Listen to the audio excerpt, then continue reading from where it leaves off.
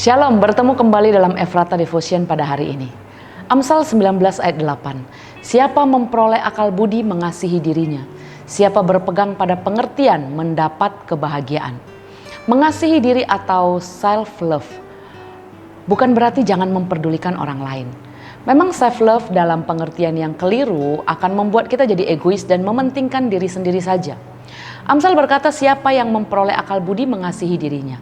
Orang berakal budi adalah orang yang memiliki hikmat dalam takut akan Tuhan.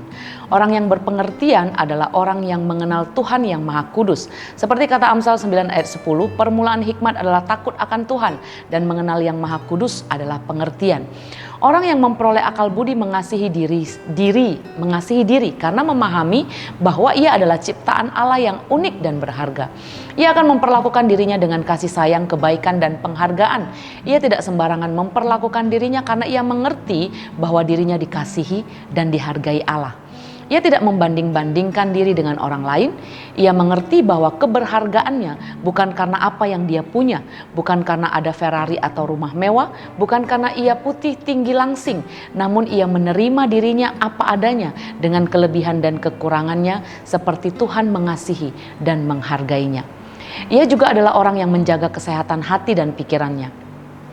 Ia menjaga hati dari yang jahat dengan buang segala pikiran jahat, menjaga hidup dari toksik, tetap berupaya melakukan kebenaran firman, berubah oleh pembaharuan budi, terus mengembangkan diri, mengembangkan talenta dan kemampuan diri.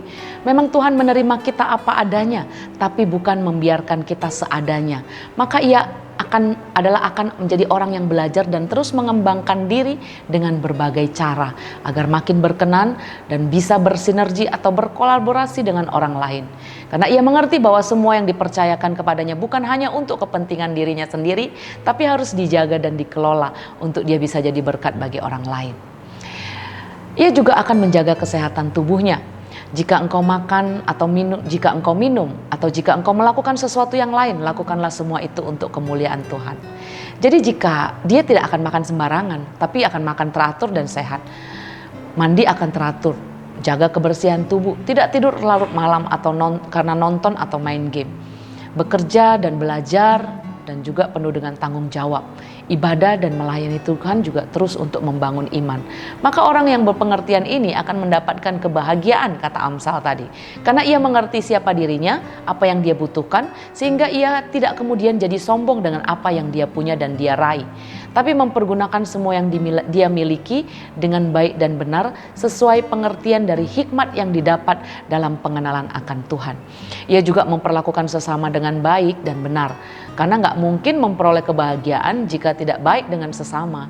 Tapi ia mendapat kebahagiaan karena punya pengertian bagaimana harus hidup, bagaimana harus berelasi, maka hidupnya makin berkenan bagi Tuhan. Jadi self-love bukan karena hanya mengasihi dan memikirkan diri sendiri, tapi karena mengerti siapa diri kita dan memperlakukan diri kita dengan benar sesuai kehendak Tuhan. Mari kita berdoa. Tuhan, terima kasih Engkau mengasihi kami. Ajar kami juga Tuhan untuk boleh mengasihi diri kami sendiri. Seperti bagaimana Tuhan mengasihi dan memandang kami. Ampuni kami Bapa kalau seringkali kami lebih mementingkan diri kami dan tidak memperdulikan orang lain. Tapi hari ini kami belajar, kami mau mengasihi diri kami.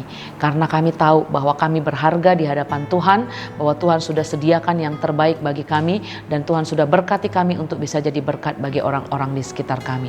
Karena itu biarlah kasih setia Tuhan terus menolong dan menguatkan kami, agar hidup kami makin berkenan bagi Tuhan.